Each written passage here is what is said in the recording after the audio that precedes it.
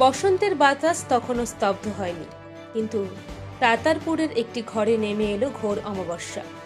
দাম্পত্যের যে আঙিনায় বিশ্বাসের ফুল ফোটার কথা ছিল, সেখানে শিকড় গেড়েছিল অবিশ্বাসের এক বিষ বৃক্ষ।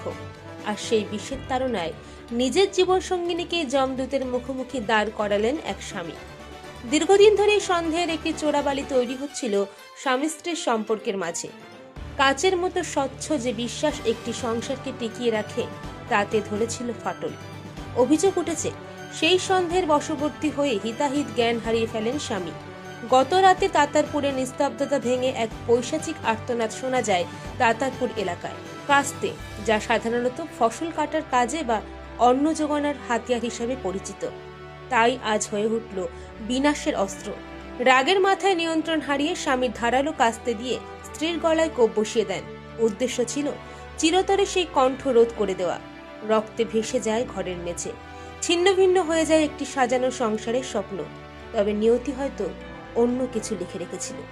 আর্তনাদ শুনে প্রতিবেশীরা ছুটে আসায় এবং দ্রুত চিকিৎসার ব্যবস্থা করায় প্রাণ বেঁচে যায় ওই গৃহবধূর। বর্তমানে তিনি হাসপাতালের শয্যায় যন্ত্রণার সঙ্গে পাঞ্জা লড়ছেন। অন্যদিকে ঘটনার গুরুত্ব বুঝে তৎপর হয়ে ওঠে পুলিশ। ঘাতক স্বামীকে তাতারপুর থেকে গ্রেপ্তার করা হয়েছে।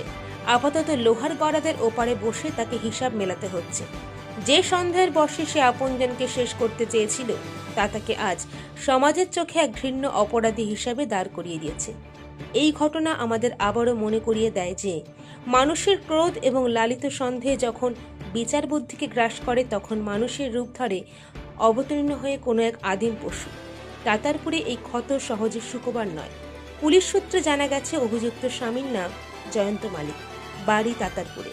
স্ত্রীকে সন্দেহের বশে অভিযুক্ত স্বামী এমন ঘটনা ঘটিয়েছে বলে জানা যায়।